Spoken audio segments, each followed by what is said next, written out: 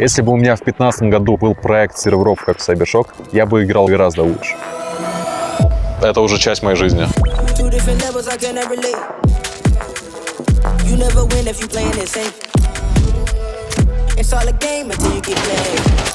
Cybershock — это платформа, где встречаются про-игроки и все любители Counter-Strike. Это тренировки, киберспорт, развлечения, комьюнити, смех и отдых. Можно мне буквально 10 секунд подумать?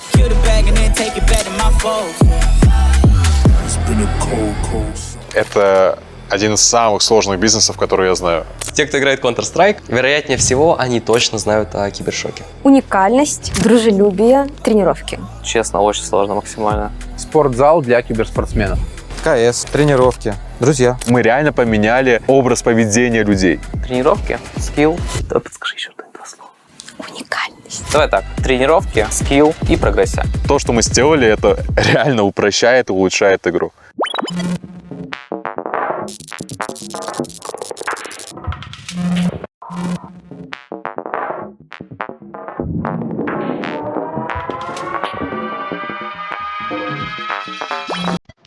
Играть на высоких званиях без нормального аима и реакции невозможно, так как вас просто будут пристреливать. Чтобы это избежать, я регулярно перед игрой трачу 45 минут на подготовку, или же другими словами на тренировку, которая помогает мне почувствовать мышь, игру или просто проснуться.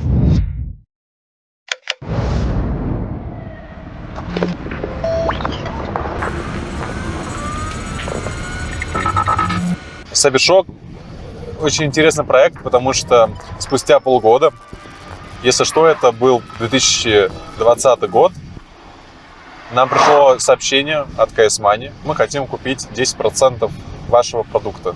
И они оценили его в $1 миллион. У нас был онлайн около 2000 человек, и у нас оценили в $1 миллион. Это абсурд. Это было много? Это было очень много. Я отказался. Я посчитал, что это мало. Мы очень сильно растем, занимаем рынок. У нас сейчас очень много СНГ. Когда мы выйдем в Европу в том ключе, который нам нужен, мы сможем удвоиться еще раз. Когда появились первые иностранные публикации про вас, ты вообще понял масштаб? В Европе про нас впервые сказали после релиза Among Us. Мы повторили, по сути, игру, которая 2D, но она стала у нас от первого лица. Был фурор, был хайп, большие стримеры стримили это. Нет смысла сейчас голосовать, потому что... Это Крис Вейв! Это Крис Вейв! Да нет смысла. Ну просто смысла нет. дурачка косит! Да какой дурак, блядь! Показывали на 30 тысяч онлайн, и Вилон, я помню, впервые с нами познакомился благодаря этому проекту. В целом, рекламировать в Европе проект гораздо сложнее.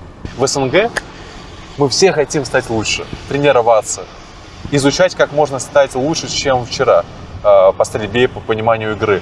А в Европе ребята больше отдыхают в КСе.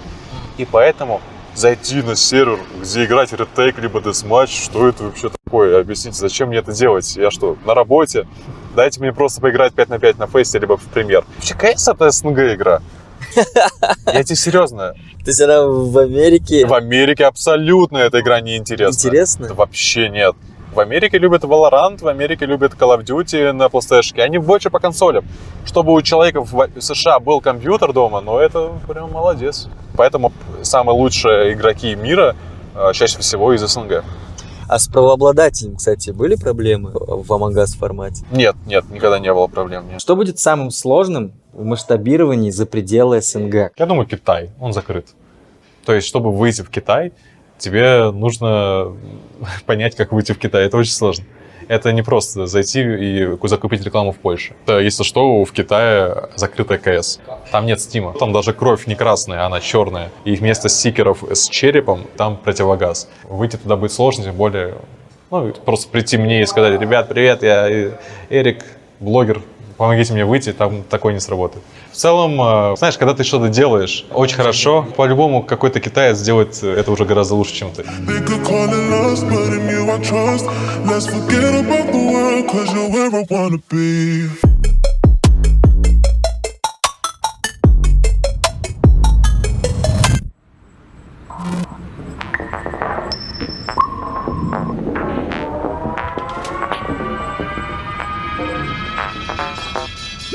Cybershock не появился в одночасье, и ему предшествовали несколько этапов развития, переосмысления и стратегических изменений. Давайте вернемся на 9 лет назад и восстановим полную картину становления проекта. 10 августа 2017 года состоялся первый публичный анонс серверов под названием Shokoland. Это была отправная точка будущей экосистемы, экспериментальный этап, на котором формировалось сообщество и тестировались базовые механики. 21 января 2018 года проект прошел ребрейдинг и получил название Lifehackers. В то время был очень популярен мой лайфхакерский конфиг. Вместо донатных преимуществ была внедрена подписочная модель доступа. Этот шаг задал фундаментальную философию продукта: честная конкуренция и равные условия для игроков. 2 сентября 2019 года состоялся финальный ренейм. Проект получил название Cybershock. Именно эту дату можно считать фактическим днем основания компании в ее текущем виде, с четким позиционированием, сформированной продуктовой стратегией и долгосрочным вектором развития. К моменту перехода к бренду Cybershock инфраструктура уже насчитывала 32 игровых сервера, полноценную технологическую базу, на которой началось масштабирование проекта. Если отмотать в самое начало молодости, почему ты выбрал Counter-Strike, а не что-то другое? Есть очень классная история. Я стримил Майнкрафт, мне было 14 лет, это был 14 год. И мне на стриме какой-то очень богатый подписчик закинул в подарок в Steam Counter-Strike Global Offensive. Она тогда стоила $12 вроде. У меня не было таких денег на игру. Я вообще не покупал игры. У меня была пиратка Майнкрафта. Я играл только с торрентов игры. И платная игра, в которой еще и можно зарабатывать, тебе падают скины, которые ты можешь продать. Для меня это было что-то вау. Но что самое интересное было? Почему мне эта игра понравилась? Я ее запустил, и что меня удивило, это когда после каждого раунда пишется MVP. Я не знаю, как это работает, меня зацепила именно надпись на весь экран, что лучший игрок матча или этого раунда типа я.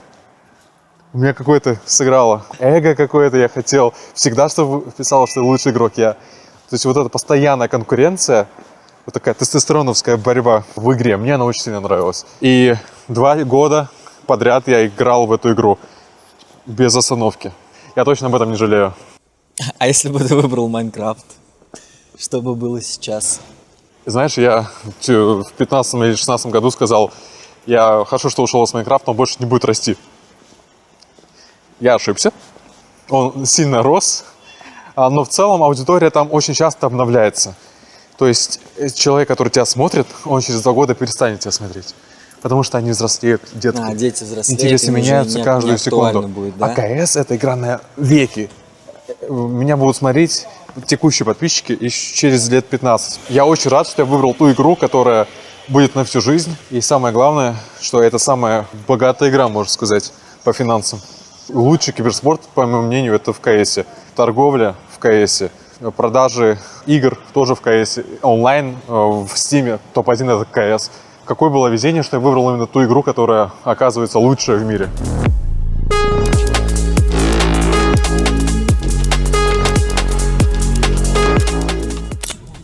Это не за нами едут?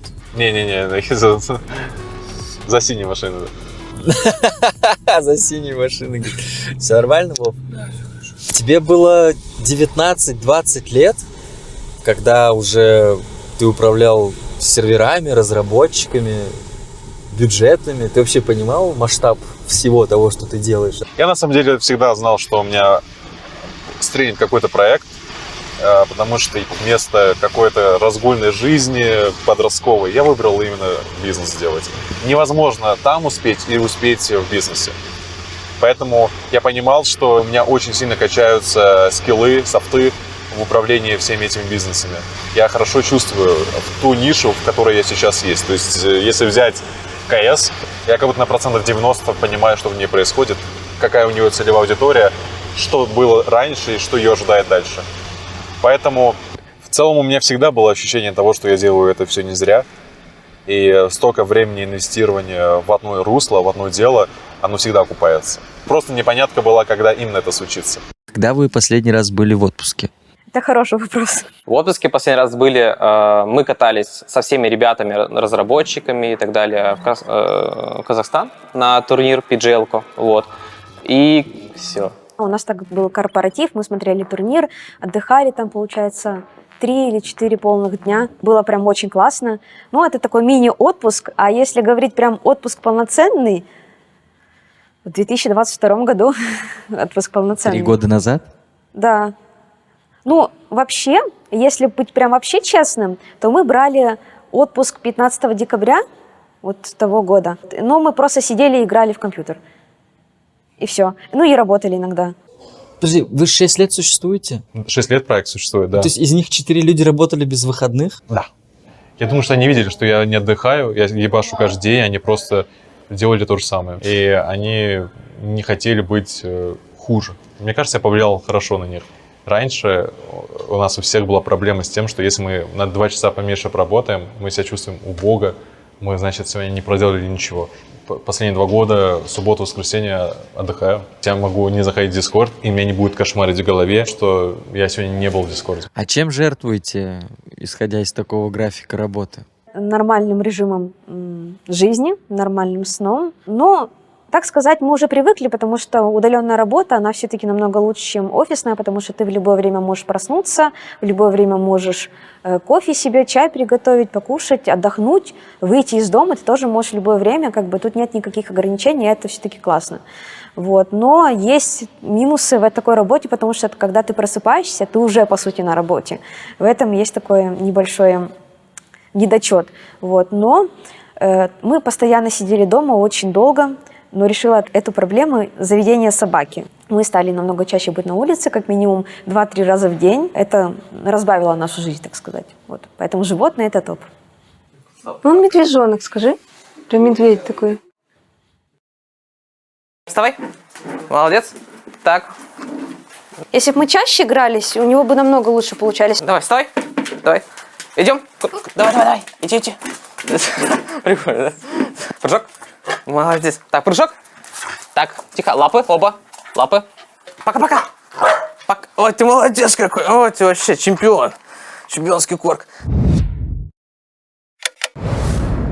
А как ты вообще познакомилась с Эриком? У меня был когда-то давно свой проект. Я где-то в 2017 году его начала делать. Мне просто нравилось тогда играть в КС, но не просто в матчмейкинг в соревновательный, а больше симпатизировала паблики какие-то, там, ретейки, общение с людьми. В связи с тем, что как бы сервера у меня уже были, игроки у меня же какие-то были, даже модерация у меня была, оставался только сайт. И я решила делать свой сайт. Тогда у меня знания были просто минимальные, я все делала на коленке, все обучалась всему вообще с нуля. Вот. Потихоньку, через несколько месяцев начало уже что-то получаться. Я уже первый прототип своего сайта выложила. В итоге я сделала очень-очень хороший шаблон сайтов. Там, не знаю, сотни людей уже использовали эту CMS-ку, этот шаблон, и внизу там был копирайт, то, что это Мости сделала. Вот таким образом, как бы Эрик ко мне обратился, просто в один день написал, хотел бы, чтобы ты помогла нам сделать некоторые обновления на сайте. Ты написала, получается, сайт для его какого-то существующего на тот момент проекта. А как ты решила, что ты останешься? Я поняла, что остаюсь тогда, когда он мне сказал делать промокоды. Промокоды на сайте, знаешь, активировал, получил скидочку или получил какие-то плюшки, монеты. Я этого никогда не делала, я такая думаю, вау, мне интересно, прикольно. Тогда я поняла, что еще ТЗ добавляется, и один человек мне сказал, что Настя, эти ТЗ будут нескончаемые. И я такая, ТЗ всегда кончаются. Не бывает, что технические задания будут бесконечно. Я ошибалась, они будут бесконечно, да. Самое сложное в этом, разработке чего-то нового, когда уже ты говоришь Эрику, все, Эрик, готово, сегодня релиз. И он такой заходит на сайт и говорит, показывайте. Он заходит и говорит, это, я не понимаю, как это сделать. Это, я не понимаю, почему. А куда мне? А как создать матч? А как создать лобби? А как выйти из него? И давай. Миллион вопросов просто. И в итоге мы переносим все еще на неделю, потому что у нас куча правок, хотя мы релизить хотели сегодня, а он заходит и смотрит с точки зрения не разработчика, а обычного пользователя. То есть он смотрит, это ж нам легко, мы это пишем, и мы понимаем, что чтобы создать матч, надо нажать на эту кнопку, потом потыкать, да? А обычно пользователь, он заходит, и интуитивно может быть непонятный интерфейс, и ему будет как-то сложно с этим взаимодействовать. А он такой прям и в хвост, и в гриву нас просто. Это неправильно, это не так, это непонятно, и это самое сложное, наверное, потому что ты уже морально готов сегодня релизить, уже тестировать этот функционал. Но Эрик правильно делает, абсолютно правильно. Но нам с точки зрения разработчиков больно, конечно, но с точки зрения пользователей это очень правильно, так сказать. Больно, но принимаем и не осуждаем.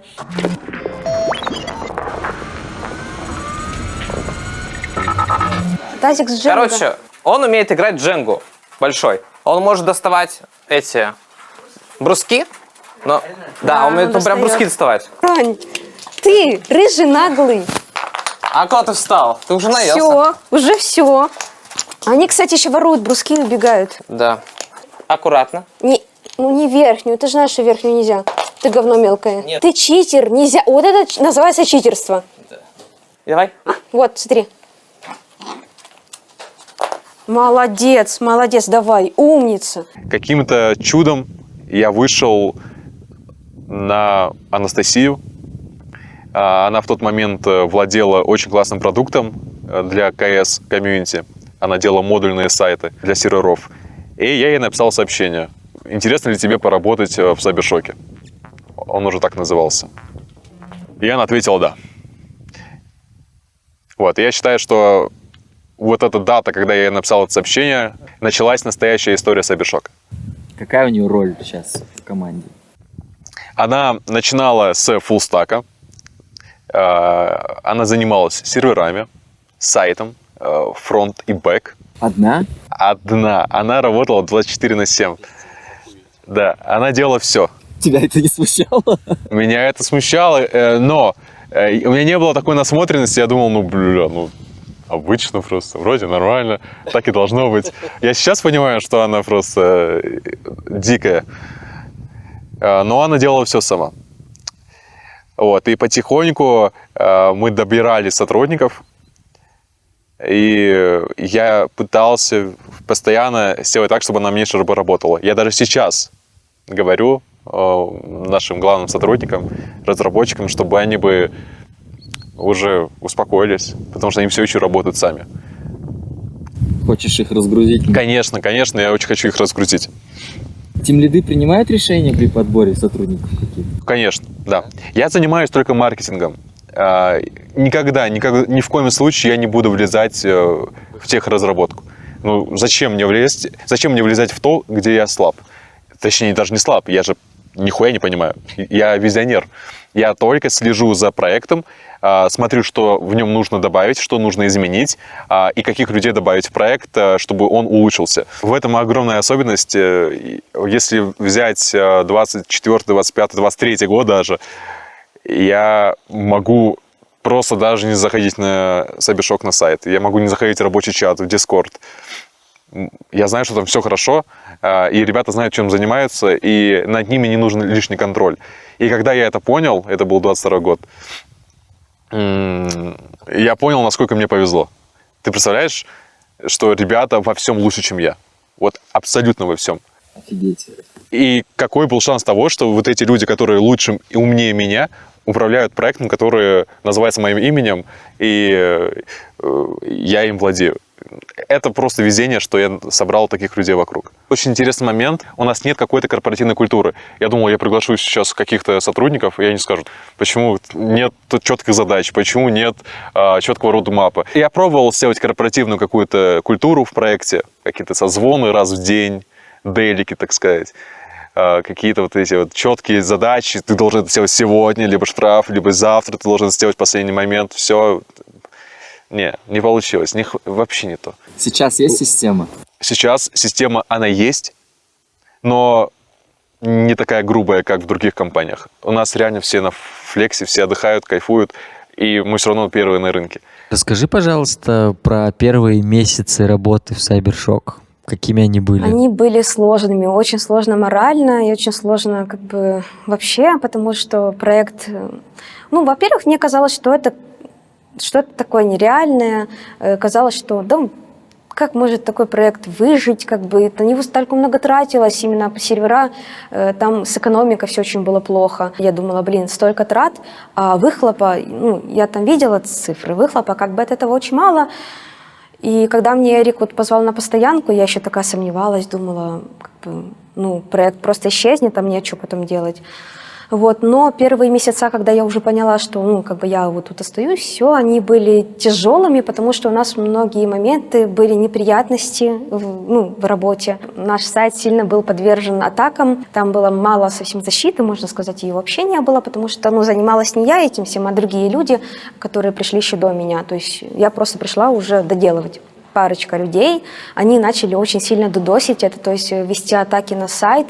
Этот сайт впоследствии падал, игроки не могли ни покупать привилегии, ни играть, короче, они ничего не могли. И ладно, если бы они бы только дудосили и переставали, но они дудосили бесперерывно. И за прекращение дудоса они требовали деньги. Но еще самое важное, они просили, чтобы мы нанялись к себе на работу их человека, который нас и дудосил. Но я сказала, что нет, этого не будет. И мы решили не бороться с симптомами, а именно с болезнью. Мы просто написали свой как бы фаервол кастомный, как бы мы написали очень много защиты. Это вот как раз твой подход к изменениям, да? Да, каким-то? да. Вот тут началось изменение, в принципе, всей работы Сайбершока. У нас полностью была своя защита. И все эти DDoS-атаки свелись на нет. Мало того, что вот эта защита, она улучшалась со временем, и даже сейчас многомиллионные атаки, многомиллионные запросы, они просто не проходят. То есть как бы что-то есть, может быть, колышется, но сайт так и не падает.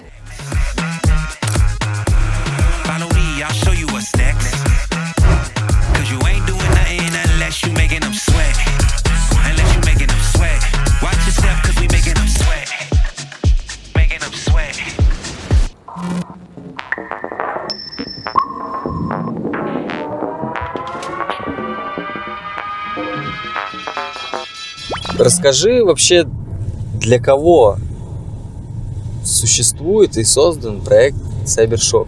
Честно, я просто хочу сделать проект, который будет узнать по всему миру. И так сложилось, что проект из СНГ не может стрельнуть в Европе, либо на Западе. Это очень редко. Шанс такого успеха, около 5%. Поэтому, если мы сможем выйти на Запад и Европу, а это наша точная цель, я поставлю себе ачивку. Но из-за того, что мы реально продуктово очень хороши, я думаю, что особо на рекламу тратиться мы не будем. Я считаю, что мы похожи на Telegram в этом плане. Заходит один игрок, советует другому, и получается реферальная система, сарафанка среди всех других. И за все это время у нас зарыгалось, я думаю, около 12 миллионов человек. Можно сказать, что Cybershock некая тренировочная площадка для игроков? Я считаю, что мы уже можем славиться тем, что мы самая большая сетка серверов под тренировками и развлекательным режимом. И сейчас люди даже не думают, куда зайти. Они знают, есть Cybershock, любая локация, хороший пинг и хорошие серваки. Знаешь, я могу даже рассказать, что некоторые сотрудники Valve играли на наших серваках, но ни разу не было никакого пересечения с ним, никакого общения. Ты вообще кто? Я разработчик серверов. Занимаюсь работой с движком, Source 2, реверс-инжиниринг, работа с памятью. Создаю API-шку для наших разработчиков, чтобы они могли легче реализовывать плагины, то есть всякие именно игровые функции, чтобы они могли использовать функции с движка игры. И всякие тоже сложные технические штуки, которые видны на проекте, но они как мелочи, но их очень сложно реализовать было. А вот твоя работа видимая на выходе? Она или невидимая? Я тоже занимаюсь и также серверами, то есть тоже пишу плагины. Но в основном я занимаюсь именно той работой, которая невидима. Расскажи, пожалуйста, про кастомные матчи. С точки зрения развития, что дают кастомные матчи для платформы? Для платформы, это множество перспектив, на самом деле, для развития кастомных матчей. Удержание игроков большое. И можно развивать, например, создавать турниры, например, на проекте, то есть 1 на 1, розыгрыши всякие и так далее. Насколько это сложно в разработке, вот такой режим? С технической стороны трудно, но пользователи этого не видят. Как ты вообще лично сам воспринимаешь рост онлайна на вашей платформе? С выходом CS2 у нас каждый год буквально повышается онлайн, бьем рекорды на проекте. Наверное, год назад еще у нас было 1010 онлайна максимум. Сейчас уже, соответственно, 17 тысяч. На тебя падает нагрузка в такой момент? Из-за повышения онлайна нет. Нет, не падает. Я занимаюсь чисто серверами, режимами.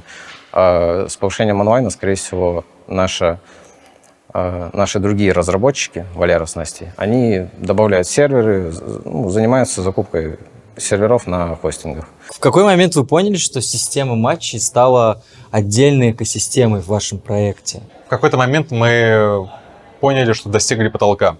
Огромное количество режимов, огромное количество серверов, и мы как будто сделали уже все, что можно. И в этот момент мы забрали идею других сайтов, которые держатся только на этом. Кастомные матчи. У нас огромное количество серверов, огромное количество базы игроков, и у нас есть возможность сделать для них возможность создать матч совершенно бесплатно и сыграть на нем. Это очень классная фича. Она дает возможность просто любому человеку со всего мира нажать на 2 кнопки, создать матч и поиграть с друзьями 5 на 5. Либо 2 на 2, либо 1 на 1. С апреля месяца мы сделали 2 миллиона матчей. К примеру, ближайший конкурент сделал за 2,5 года 4 миллиона. По сути, у нас получилось это сделать за 1,5 месяца, может быть 2. Это просто мои сотрудники гении.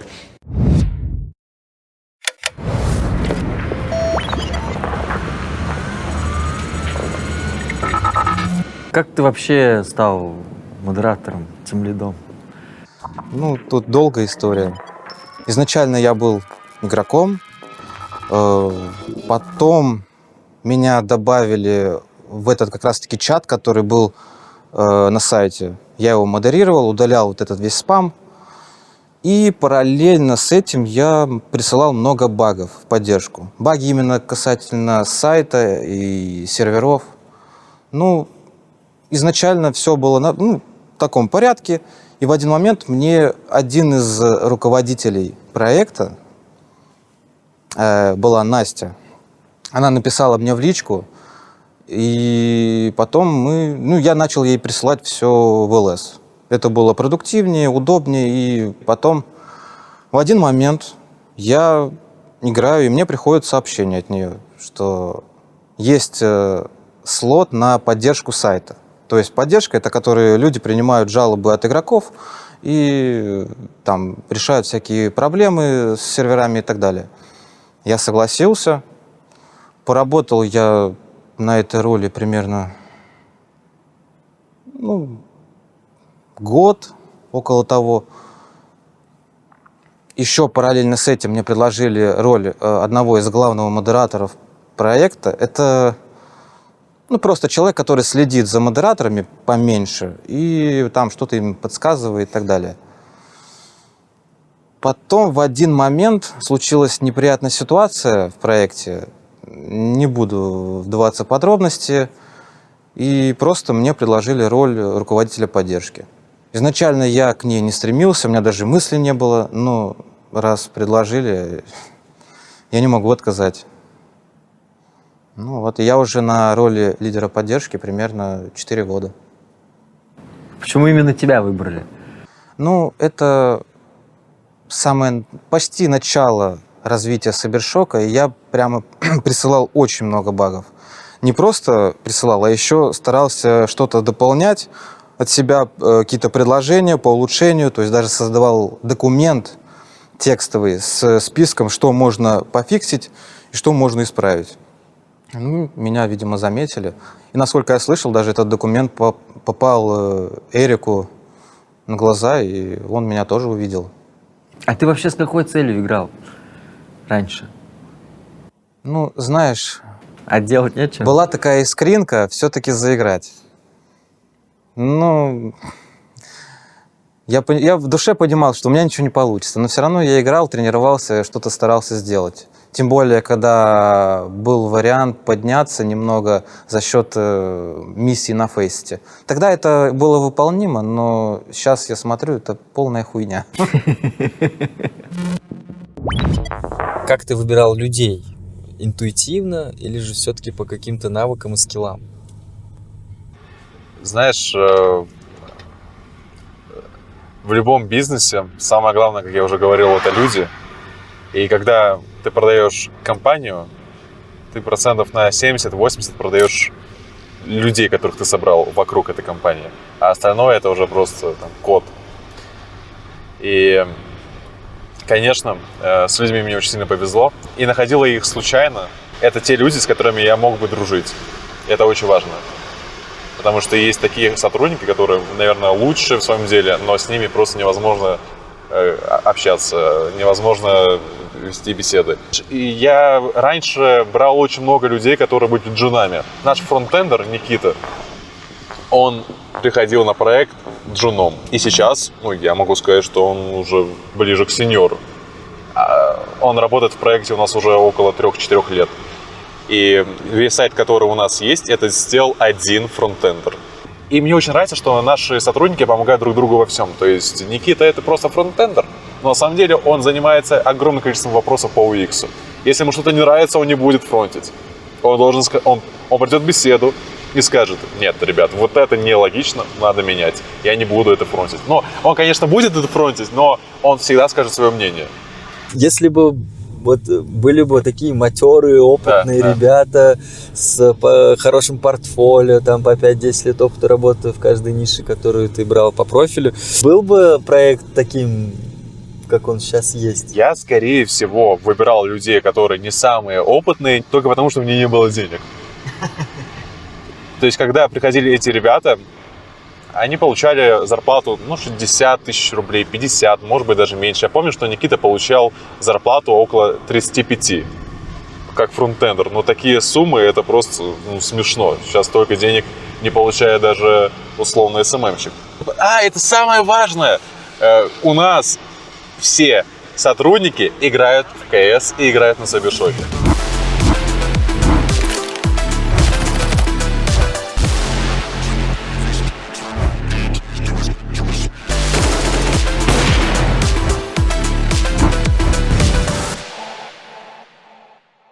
Это огромное преимущество, когда человек настолько к тебе лоялен. У нас очень интересная ситуация получилась по скиллам, потому что Денис, наш дизайнер, он вообще не был дизайнером. Он делал карты по КС. А сейчас, если зайти на сайт, то все, что вы видите, это сделал человек, который только недавно делал карты в КС. Когда мне было 14 лет, я делал карты для КС. Это был 2017 год.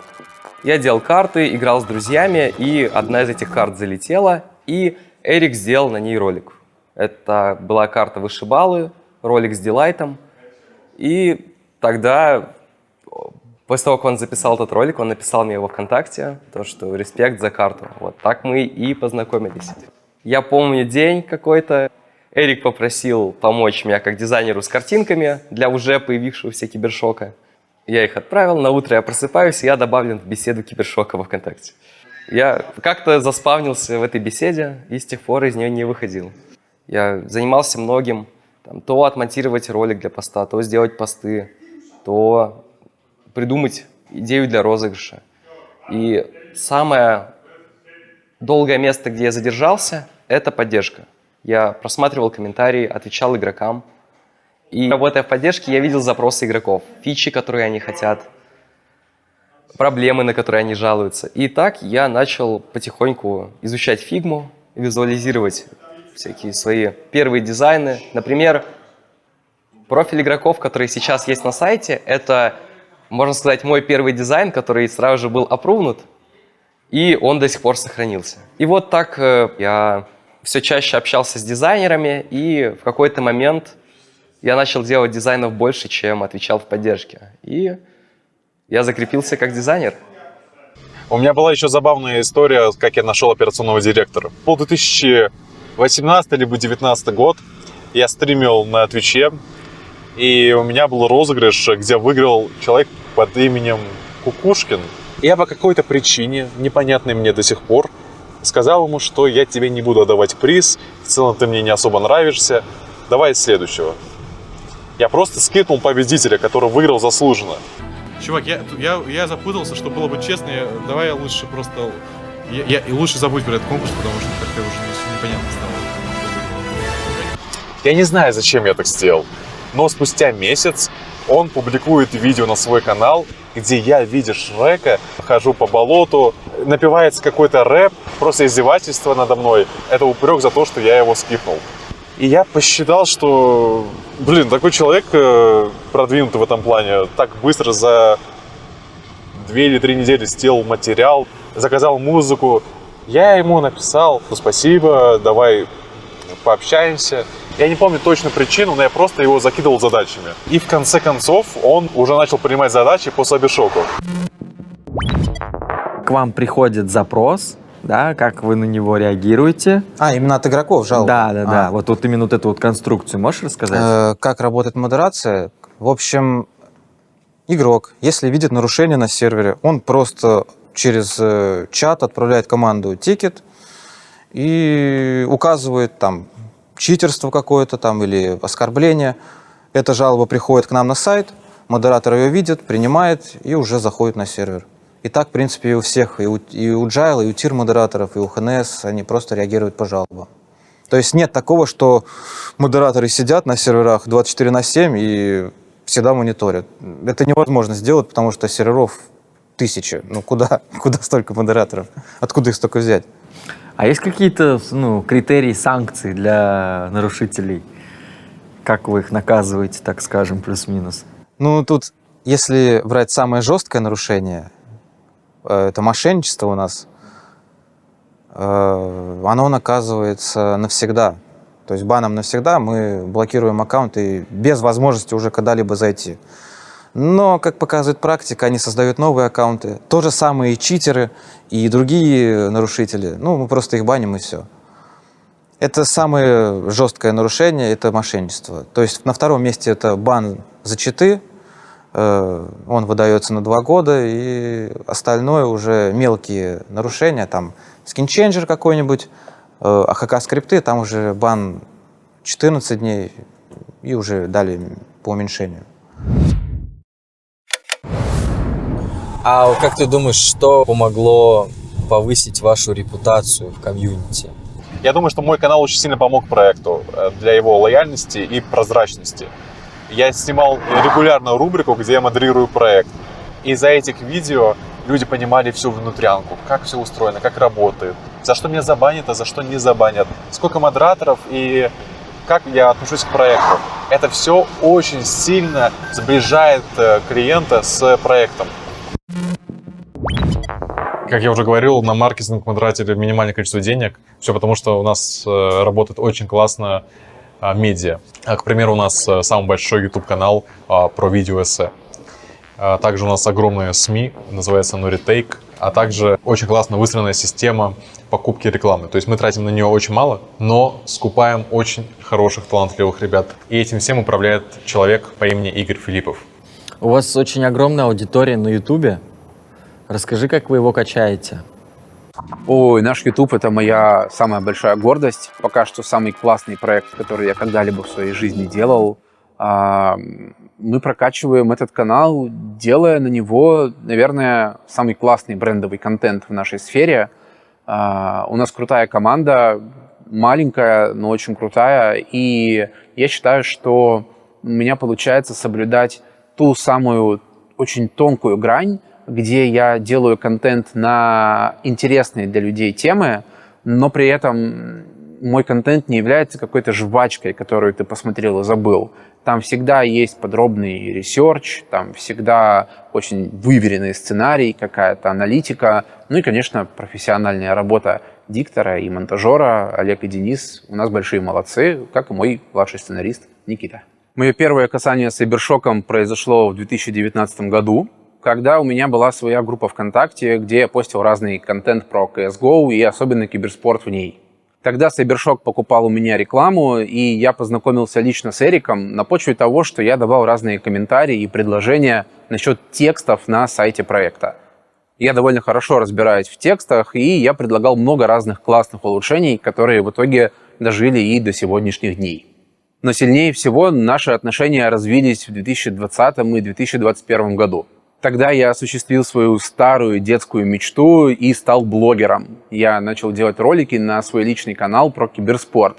Я рассказывал про турниры, про новости, про игроков, про организации, проводил разную аналитику, высказывал свое мнение. Канал набирал неплохую статистику, и тогда Эрик написал мне с предложением купить рекламу. Так мы начали сотрудничать уже на полноценной финансовой основе. Уже тогда я стал большим фанатом бренда Cybershock и всячески его продвигал. Я говорил, что в СНГ CSGO есть 3 тега, которыми я сильно горжусь. Это Na'Vi, Gambit и Cybershock. Интересно, кстати, сравнение. Почему 2 команды, а 1 продукт? Да, действительно, команды просто добивались экстраординарных результатов, а продукт уникальный, причем Эрик выбрал сложный путь. Он не сделал просто очередной гэмблинг-проект, а решил дать аудитории то, что ей очень нужно. А сколько сейчас людей в твоей команде? И как ты строишь процесс? Если посмотреть ребят, которые работают на меня полноценно, full-time и являются прям членами моей команды, то таких у меня 12 человек. Все устроено очень просто и со стороны, наверное, даже хаотично. Каждый просто делает свою работу, я за этим индивидуально слежу, контролирую, где-то что-то могу посоветовать или человека перенаправить. Для меня главное, чтобы каждый делал то, что ему нравится, не перегорал и развивался в том направлении, которое ему нужно. У нас в Cybershock есть целое направление работы с блогерами, и оно у нас среди всего, наверное, маркетинга является самым старым, самым продуманным и самым проработанным. Это моя прям очень-очень большая гордость. Главной ценностью Cybershock является то, чтобы наши игроки развивались по скиллу, чтобы они каждый день становились лучше, чем вчера. На данный момент мы поддерживаем более 30 блогеров, которые в плане рекламы работают только с Cybershock и которые делают контент о том, как развиваться и становиться лучше в Counter-Strike. Это очень интересное направление, потому что эти блогеры в 90% случаев уводят нас в минус, и с финансовой точки зрения весь этот проект, он каким-то профитным не является. Мы считаем нашей большой задачей поддерживать всех блогеров, которые делают такого рода контент. Поясняющий момент. Ты сейчас говоришь не про закупку блогеров, а про то, как вы их взращиваете? Я говорю про закупку. Но это очень близкие направления. То есть мы как бы закупаем рекламу, блогеры существуют сами по себе, но мы их подцепляем на очень раннем этапе. Мы помогаем им консультациями и советами. Мы, по сути, донатим им деньги, и они растут вместе с нами. Мы, скажем так, удобряем почву, на которой мы же и существуем. И я уверен, что через несколько лет, когда кто-то из этих ребят станет суперзвездами в мире КС и киберспорта, они скажут: блин, вот я помню, как я только начинал, хотел бросить, а потом ко мне пришел Cybershock, и они 2 года меня поддерживали. Благодаря этому я не опустил руки, и сегодня я вот такая звезда. Я мечтаю о том, чтобы я увидел такой сценарий, я уверен, он случится. Здесь хочу упомянуть и передать привет моему коллеге Яну, который уже более полугода занимается всем этим инфлюенсом-отделом вообще без меня. Многое из этих работ, она реально делается не мной, а им. Но я спокойно об этом рассказываю, потому что все это мой вижен и моя стратегия. Из тех блогеров, которых вы, так скажем, взращиваете, есть ли какие-то будущие звезды, на твой взгляд? Очень хочу выделить прям главную тройку. Всем зрителям я рекомендую оценить их видосы. Это Хаку, Тенв и Визла. Они прям супер хедлайнеры. Также хочу отметить еще 2 ребят, которые делают прям контент такой, который лично мне очень нравится. Я вижу в них большое будущее, и я им хочу этими словами пожелать делать еще больше роликов. Это Толян Качан и Данил Хей.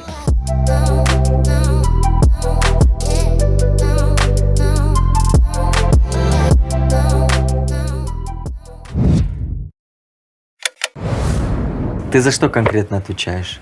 Смотри, есть какая-то задача, да, определенная, какой-нибудь план какой-то, да, нам нужно что-то релизнуть на проекте хорошее, да, но чтобы это сделать, нужно связать ребят, сильных разработчиков, дать им правильные ТЗхи, нужно связать наш сайт, нужно связать это все с дизайном, все вместе, проверить все это, все, что мы накалякали, проверить, отдать Эрику на тесты. И вот я занимаюсь соединением всех. Прослойкой. То есть я общаюсь со всеми, собираю все, объединяю и помогаю всем все дописывать. Если, например, ребятам нужна какая-то помощь в чем-то, я готов с ними сидеть хоть 20 часов, помогать чем могу, грубо говоря. Даже если не разбираюсь с теми, я буду сидеть с ним и помогать им. Вот. Могу рассказать про то, например, как вот мы релизнули очень классное обновление. В SkinChanger теперь можно наклейки ставить на определенные места на оружие. Вот.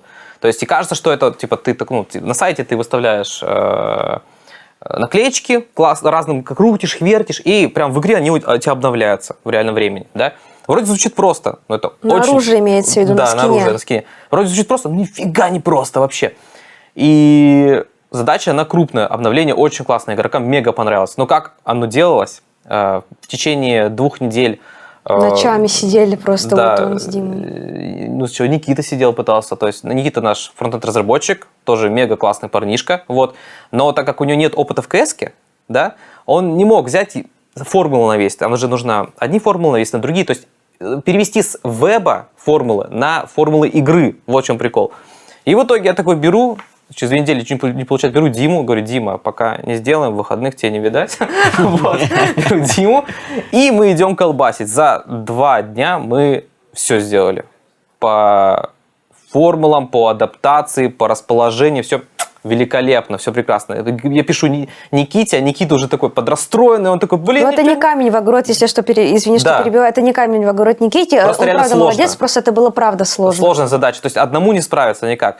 И вот как раз такие моменты, когда все очень фигово, мы как бы пытаемся в любом случае друг другу помогать, потому что, несмотря на то, что там у меня другие задачи были, у Димы были другие задачи, да, мы стакаемся, и Никита такой, заебись, классно, спасибо, офигенно, круто, мы смогли. И через неделю уходит обновление как раз, все, то есть мы допилили, и все круто. То есть вот такие вот есть приколюги, то, что так как у нас есть специалисты из разных вот этих областей, да, можем свои знания применять все вместе, соединять это, суммировать. Вот это, из этого очень быстро все растет, получается.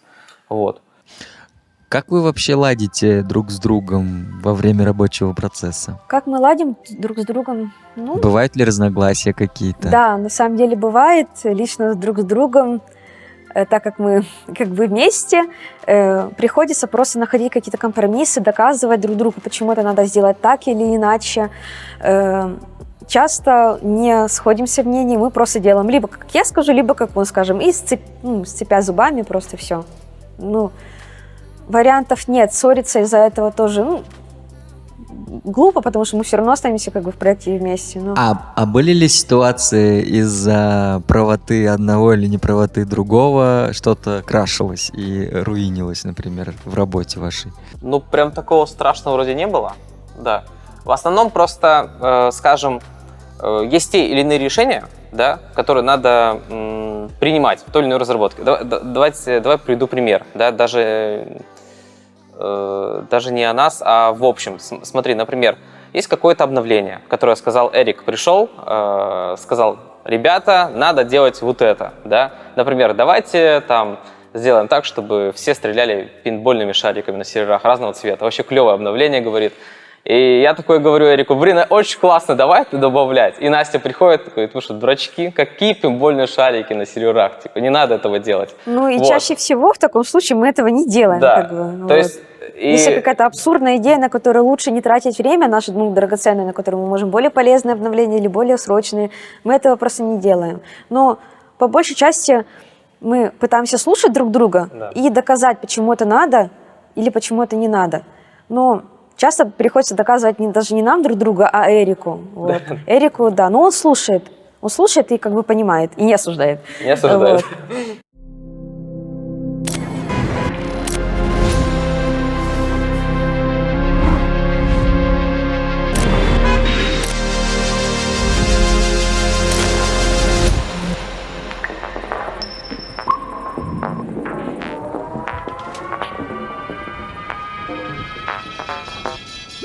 Давай вспомним, какой момент был самым страшным, но одновременно очень интересным.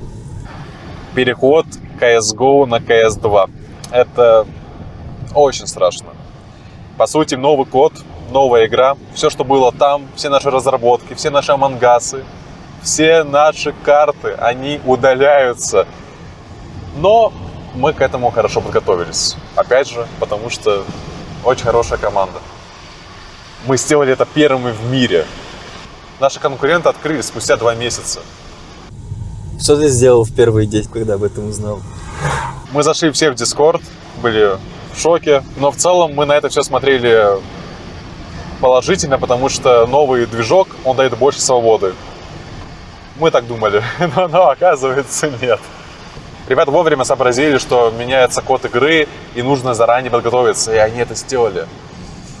Вот, поэтому я думаю, что ростик — это причина того, почему мы запустились в первую неделю. Чем ты конкретно прямо сейчас занимаешься в CyberShock? Я руковожу именно серверными разработчиками, то есть не веб-сайт, а именно то, что когда игрок заходит на сервера, да, вот то, что он видит внутри, все вот этим занимаюсь. Занимаюсь распределением задач ребят, занимаюсь чем-то еще, да, то есть вне тимлидства, да, то есть у меня такие по проекту очень много всякого разного.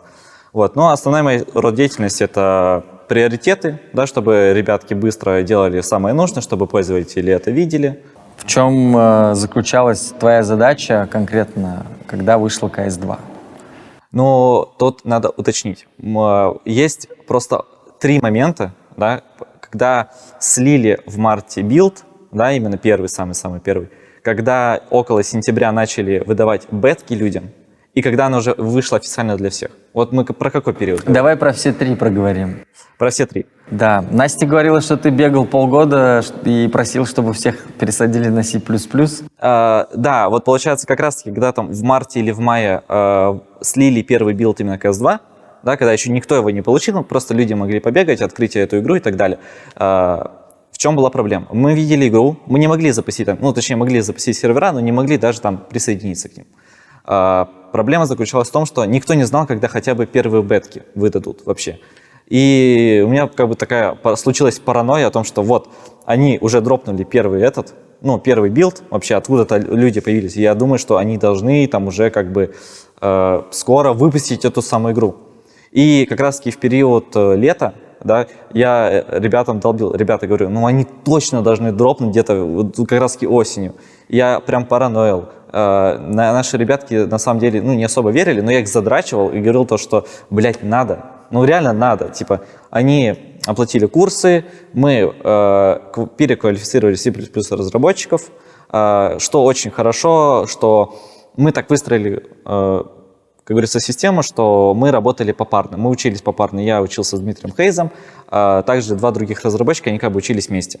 И так как мы с Дмитрием Хейзом были первые, я говорю, Дима, надо дать домашние задания. Мы давали домашние задания, мы давали всякие, как говорится, проверку того, что люди реально смотрели курсы, проходили, учились и что-то так далее. Вот. Это было как раз-таки период лета.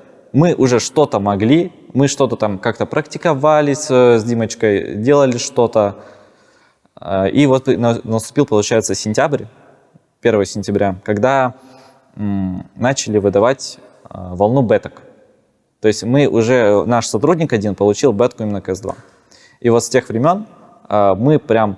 Это было 1 сентября, люди пошли в колледж, в школы, а мы как бы пошли делать сервера CS2. Это было очень иронично, правда. Какой для тебя был самый тяжелый момент в это время? Нет, смотрите. Вот когда дропнули первый билд, и вот между тем, как выдали нам, получается, бетку 1 сентября, не было какого-то напряжения. Нам нужно было лишь одно, чтобы мы были готовы, что когда дропнется и люди смогут играть на серверах CS2, мы были готовы начать эту разработку. И вот именно с 1 сентября начались вот эти самые сложные, наверное, самые веселые периоды. Нам, как говорится, Валера говорил то, что ребята, запомните, это ваши лучшие времена. Сейчас вы будете сидеть неделю без сна. Сейчас вы будете работать наконец-таки. Вот. И да, действительно, я вспоминаю это времена с теплом, как мы все сидели в Дискорде, мы все 24/7, мы там очень мало спали. И вот именно в период с 1 по 7-10 сентября мы прям просто 24/7 пытались что-то поднять, пытались развить системы, пытались как раз-таки сделать систему банов, то есть и восстанавливать именно с нуля проект именно в CS2 уже. У тебя были мысли, что ты не вывезешь? Не, вообще нет. Не было? Прям четко уверен все делал, Ну, да? потому что у нас был я и Дмитрий Хейс. То есть мы знали, что вдвоем мы точно сможем. Когда вышла CS2, ну, именно когда бета вышла, наши разработчики моментально начали искать возможность добавить их к нам на Cybershock. Добавили. Как-то это все работало, люди заходили, было куча багов, куча недочетов, но это давало какой-то онлайн.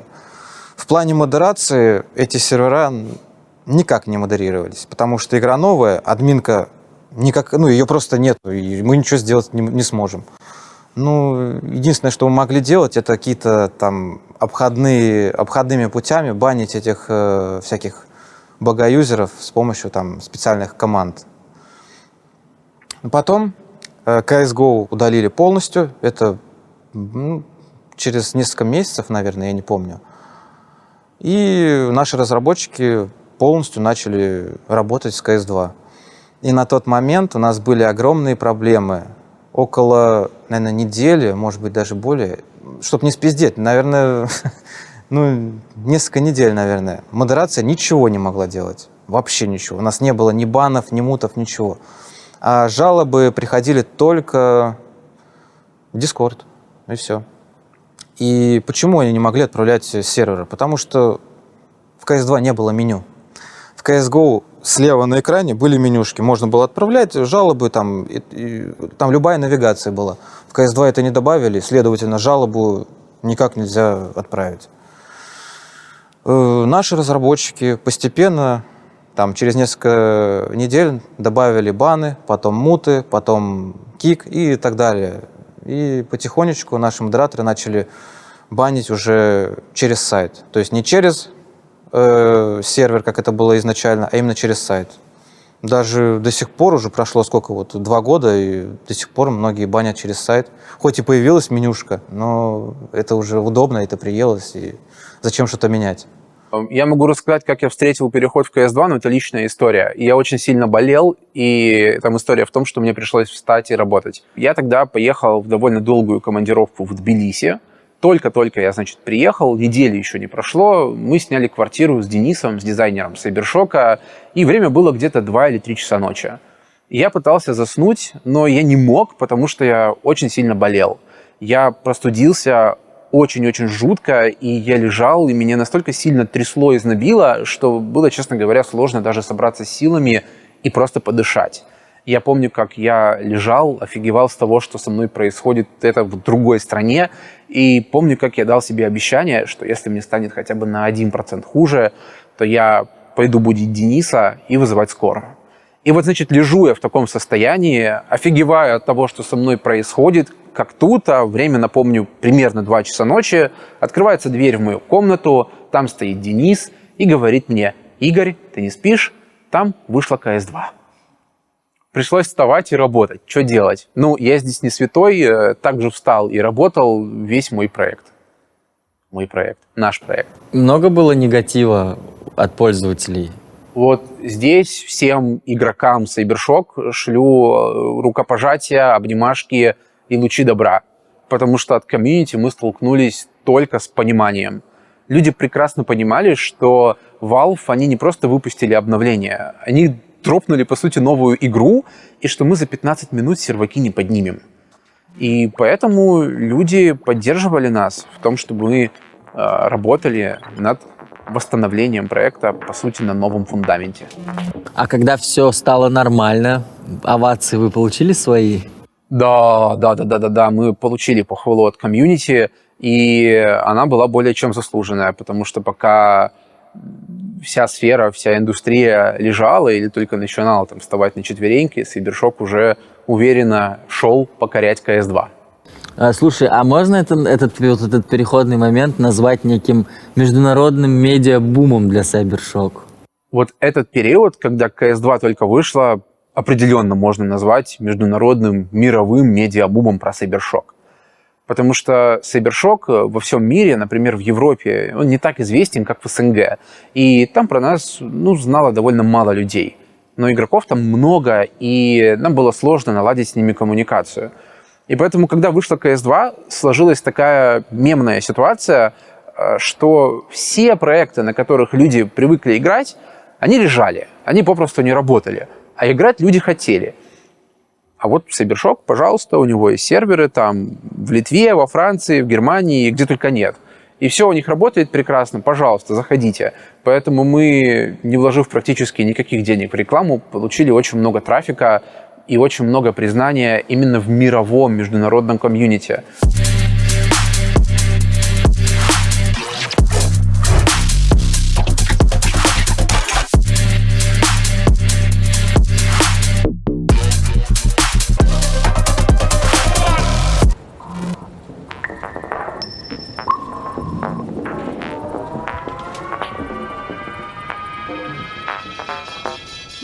А почему Cybershock решил монетизироваться именно через подписки?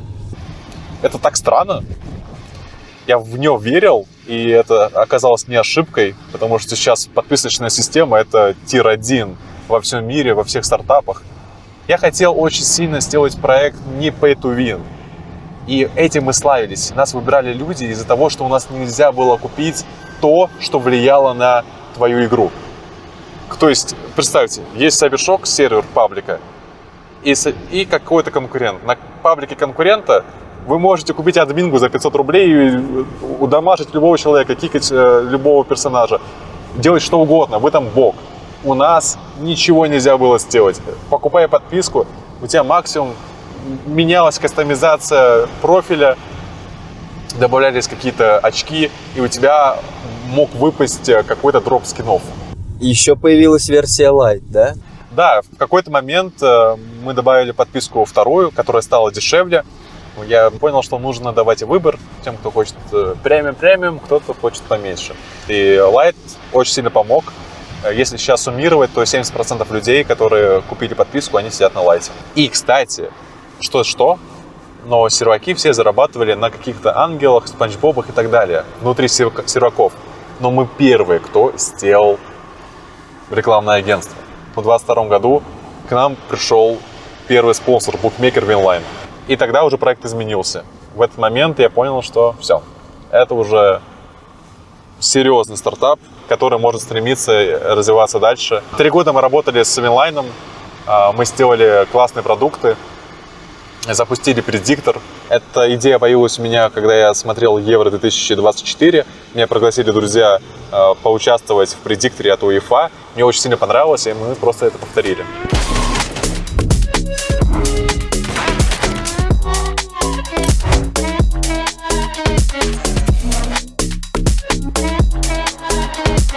Давай поговорим про новые фичи. Как они вообще появляются? Это стратегия или просто интуиция? Мы часто смотрим на другие игры и что-то забираем оттуда. В 2021 году мы сделали крупнейший апдейт. Это миссии. Для нас это был самый первый ход в новую монетизацию. Когда мы релизнули миссии, у нас был спайк вверх по количеству продаж подписок премиум. Это был хороший момент. И до сих пор людям нравится выполнять миссии и зарабатывать на этом скины. А игроки влияют на развитие платформы? Я раньше проводил очень много стримов и обсуждал с чатом, что добавить на проект, что вам не нравится, что нравится. И в этот момент бы хопил, серфил. И это было реально круто, давали большой фидбэк. И такой фидбэк, как на стримах, я больше нигде не получал. Все еще. Это самая лучшая возможность, самая лучшая функция. Поэтому люди, которые активничали в комментариях, они помогали проекту улучшаться. Нас очень сильно кормит режим Duels. Это возможность поиграть 1 на 1 со своим другом на любой карте, где ты, к примеру, играешь в яме на лонге, а он с плента. И вы каждый раунд спамитесь в разных местах, и вы отыгрываете ситуацию. Это пиздец как работает, это очень нравится про игрокам, и у нас, если что, один режим держит онлайн, как у других конкурентов на всем проекте. Мы вот прям довели до идеала этот режим. Duels — это топ-1, топ-2 — это у нас Deathmatch, топ-3 — Retake, а дальше идут Bhop, Surf и KZ. Давайте я раскрою внутреннюю статистику проекта и покажу, как выглядит Cybershock сегодня в цифрах и немного его истории. Наш MAU 2 миллиона пользователей, а DAU 350 тысяч. По популярности игровых режимов дуэли занимают первое место, собрав вокруг себя 924 тысячи уникальных пользователей всего за один месяц. Deathmatch 723 тысячи, Retake 350, кастомные матчи 330 и, что на удивление, Movement режим BHOP 300 тысяч людей за один месяц. В инфраструктуре проекта сейчас около 4000 серверов. За все это время нас посетило 15 миллионов уникальных игроков. За годы развития мы запустили десятки экспериментальных режимов и механик. Многие из них, к сожалению, так и не дошли до релиза. Еще во времена CSGO мы почти полгода разрабатывали режим захват флага 2 на 2, но он так и не вышел из-за перехода на CS2. Он был прекрасен, но очень жаль. Был режим паркура, вдохновленный американским шоу, где задача догнать соперника и коснуться его. Мы планировали платную аренду серверов, BHOP, Retake, либо дуэли с нашими настройками на месяц, либо на неделю в аренду. Но в итоге отказались от этой идеи и сделали кастомные матчи, где игроки получают сервера бесплатно. Мы даже делали свою кооп-карту для CSGO. Она была почти готова, но так и не увидела свет. Ох, столько всего было, и честно очень жаль, столько вещей пришлось забыть. Но именно через это и строится настоящий продукт. Может быть, к чему-то мы из этого списка все-таки вернемся. Слушай, ты вот на платформе и вообще в рамках проекта придумал много интересных фич. Расскажи про фичу «Теория рукопожатий». Теория рукопожатий — это одна из фичей, которую я видел когда-то в детстве во ВКонтакте, в каком-то приложении. И там можно было проверить рукопожатие с любой знаменитостью.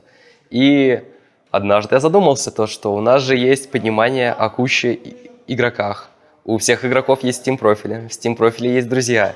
И что будет, если сделать такую же цепочку? И это получилось сделать.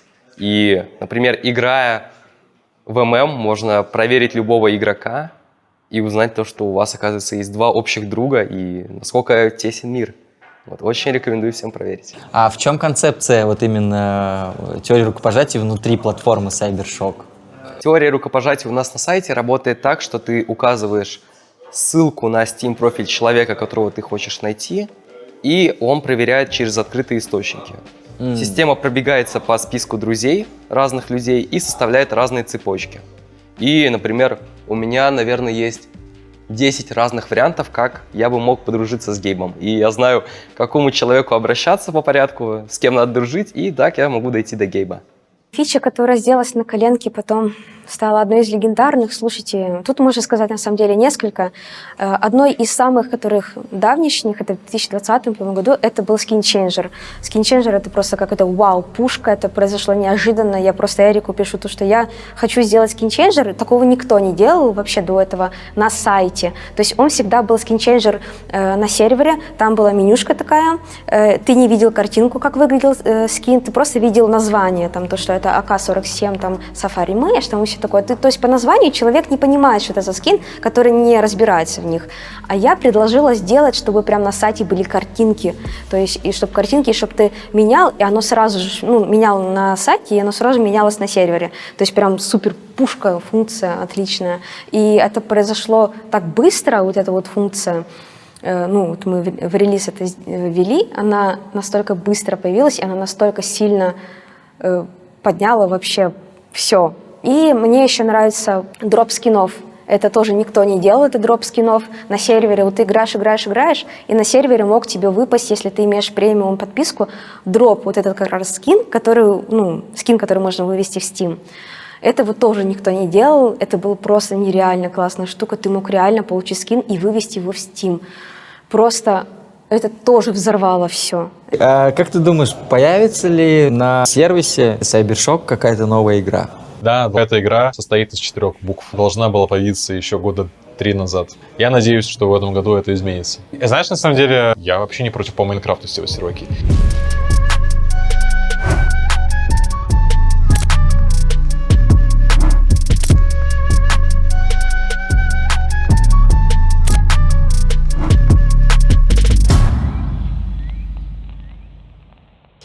Что ты хочешь дать игрокам, чего у тебя самого когда-то не было? Я не мог в 16 лет купить подписку на серваки. Я им дал бесплатную возможность этим заниматься. Я дал возможность тренироваться с проигроками, там чуть ли не за копейки, либо за бесплатно. И то количество серверов, которые сейчас мы предоставляем комьюнити, ну, оно зашкаливает. Мы начинали с 5 серверов, сейчас их около 4000. Поэтому я считаю, что мы дали, можно сказать, бесплатную площадку для реализации себя, для развлечения. Это очень серьезный импакт. Что ты хочешь от следующей версии CyberShock как человек, а не как основатель? Это тренировочный проект, но у нас нет статистики. Ты не можешь отслеживать, насколько ты улучшился или ухудшился во время тренировок. Нам нужно в следующем году сделать большой акцент на статистике. Очень важно, чтобы каждый человек понимал, насколько он стал лучше после тренировок. И на это у нас будет большой акцент. Что бы ты сказал игрокам? Одну фразу. Бро, надо тренироваться. Если Valve посмотрит этот фильм, что ты им хочешь сказать? Спасибо за игру и что даете делать в ней другую игру. Это называется тектоник. Можно ругаться матом. Да, может, да.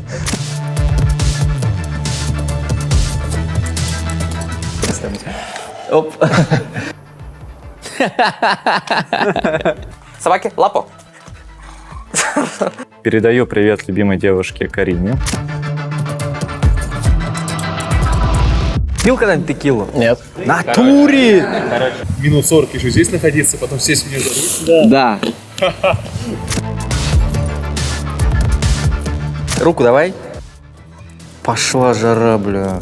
И этим закусываешь, понял? Интересно. Алине Рахмановной. Настя, он украл! Финя, верни. Финя? Роману Алферову. Бля, не, вот первый день вообще не помню. Не помнишь?